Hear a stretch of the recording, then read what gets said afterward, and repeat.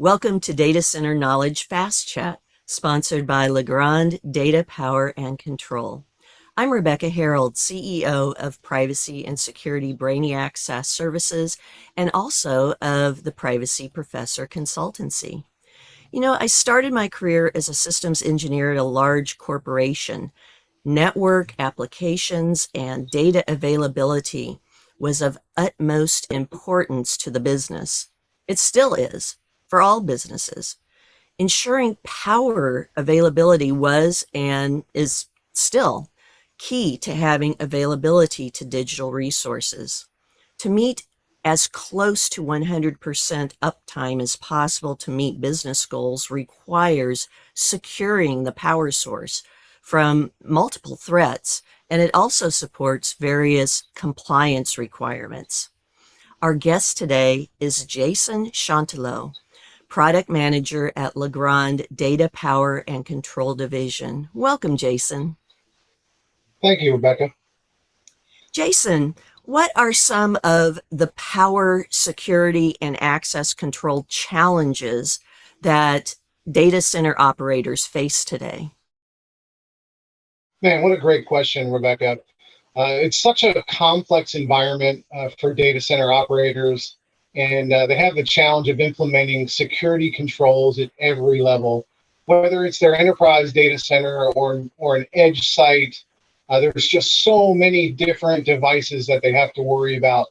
If we think about the critical infrastructure today, the power chain, from the very top to the very bottom at the rack level, like some of our products, it's every one of those devices is on the network and collecting data.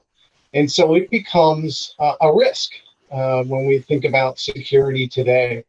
Over the last decade or so, we have continued to see an increase in compute at the edge locations.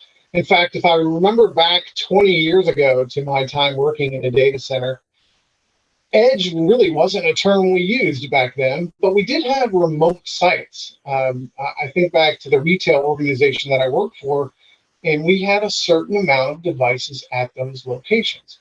However, what I noticed over a very short period of time, I would say from 2003 to 2008, I noticed that we were increasing the compute level at those remote site locations. So if you think of the different business segments that are out there today, like healthcare, and because of the amount of compute that is required now at these edge locations, they don't have all those security controls that you might see at the enterprise data center locations. And in some cases, they don't even have a way to necessarily lock down that equipment or that infrastructure at those remote sites or edge locations. It's great. It's an important aspect to improving the availability for users and customers at those edge locations, reducing things like latency. But it also raises a whole set of other security challenges. I think back to some of the conversations that I've had with customers over the years, and what I noticed really from about 2010 on was an increased conversation around physical security at the edge location. And it's amazing, even today in 2023, that I'm still having these conversations with customers today. But you also think back, or I also think about, compliance, even though, we don't necessarily think about that in terms of threats or vulnerabilities. There are increasing requirements around compliance that can put heavier loads on the already, in some cases, burdened security staff or data center operational staff. And so what you see is this, what happens is, because of the reduced staff in a lot of ways, they end up pushing portions of their workloads maybe off to the cloud. And that can raise some other concerns and challenges as well. They may not be responsible for a large portion of the security at the cloud location, of course, but they still have configurations and things like that they're setting, within the applications that are being hosted on the cloud. And so it could be a human error that becomes a big challenge or opens up a giant risk within an application. And so I think, a big part of it is understanding how the data center has transitioned over the years. I always used to tell the story of what it took for me to actually get into the data center and stand in front of the rack where I needed to do some work. Those security controls have been a well-documented layer approach for many, many, many years. But as we transitioned to edge locations, and as we transitioned to Internet of Things, everything is connected. I think my toaster upstairs is connected, Rebecca, Yes. nowadays, right? These become risks. These become, this is an opportunity for threat actors to get a hold of that device and perform some malicious action. That's so true. I mean, and when you were talking about all those different endpoints, all those different types of devices, it reminded me of the firmware that is so different throughout all of those devices, and how those need to be addressed as well.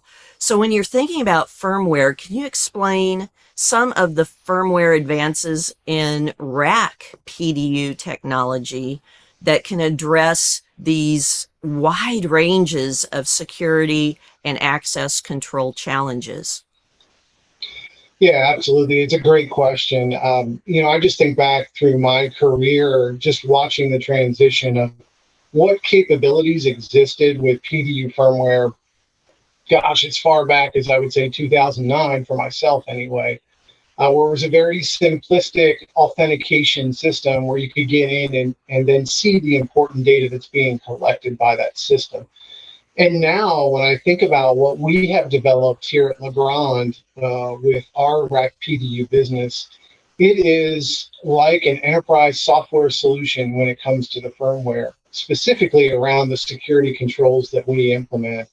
The best way that I like to describe some of these controls is through a well-known framework. If we think about things like it's called AAA, or authentication, authorization, and accounting, these are important aspects or can help us sum up what is required for these security controls nowadays with all the threats that we have in front of us. So if I look at those, right, I think about authentication. This is what is our identity through a set of credentials, right? The username and passwords. And I was just reading one of the latest data breach reports, and credentials are still at the top of the list as a way that a lot of our bad actors can get into a lot of these systems. So it's important to think about authentication and authorization together, because once we have that username and password, and in some cases we've got technologies like multi-factor authentication, which is saying, hey, there's something that I have, and that there's something that I know, which is a really important aspect to think about in what we implement in our systems as well. But authorization is the resources that our credentials give us access to through that system. And then with accounting, that last aspect, this is just the record of my actions during the time that I was logged into that system. And so if I think about the Xeris firmware that we currently run across our rack PDU, as we call it, our common platform, both for example, the PX4 and the Pro 4X models, now that Raritan and Server Technologies are under one umbrella with Legrand, that common platform provides those very capabilities through that single firmware system. So it's a very important aspect to, at least at the start of authenticating to that system in order to get the data that you need that the rack PDU is using. But also, it also goes to some of our accessory products as well. I think about our smart lock solution, which plays into security extremely well at a physical level. As I mentioned previously, we talked about those edge locations and the challenges that we have physically securing those racks. We have a solution here at Legrand called Smart Lock that allows us to basically install an RFID card reader with the swing handle at the front of the rack. to provide a set of authentication protocols in order for that user to get into the rack. And so if we think about it that way, you can control those functions directly from the Xeris firmware as well. And with multi-factor, again, it's something that I have, a card, an ID card that is RFID. And then there's something that I know, maybe it's a 4-digit code, so that those two aspects just give me that one extra step. And when I think about security, I think about defense in depth, and that's a good example of that. We need to have multiple levels or levels of redundancy in place nowadays in order to continue to make sure that we are not at risk as much with those systems. I love hearing all of that. I'm definitely a fan of multiple layers of security, that's for sure.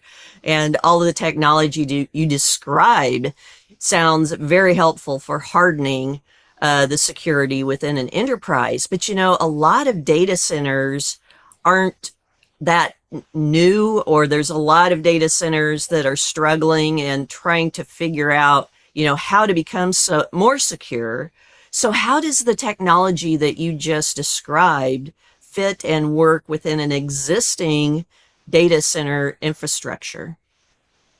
Yeah, great question. I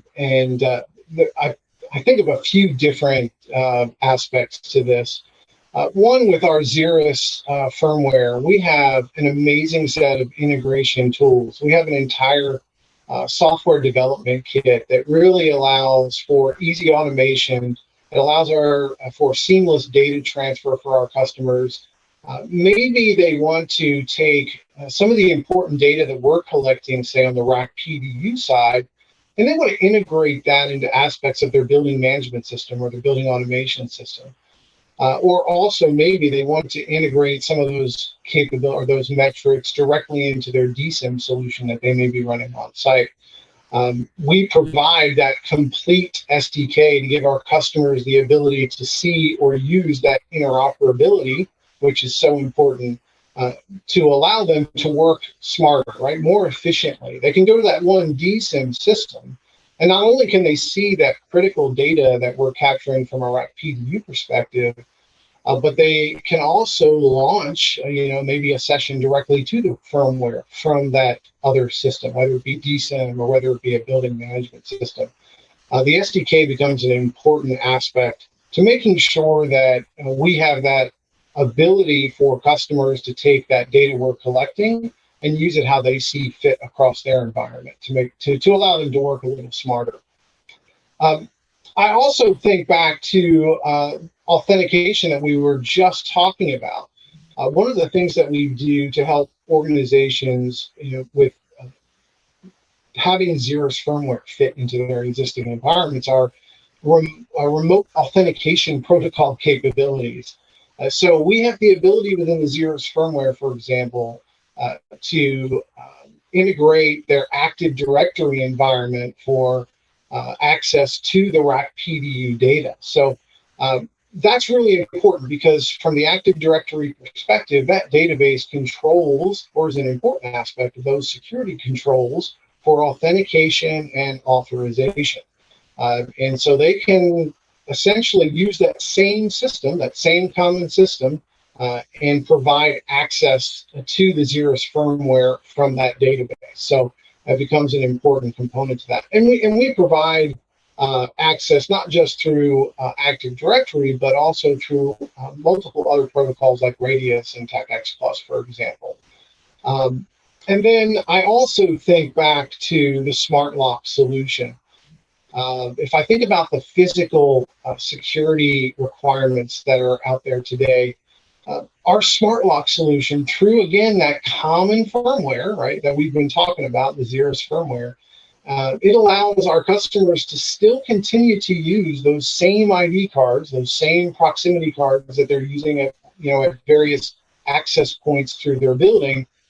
We can then implement those same capabilities at the rack level through our Xeris firmware and the Smart Lock solution that we offer.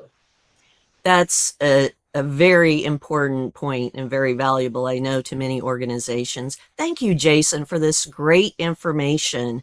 You've provided some really excellent and actionable advice that I know our listeners can start putting to use right away. Thank you, audience, for joining us today on FastChat.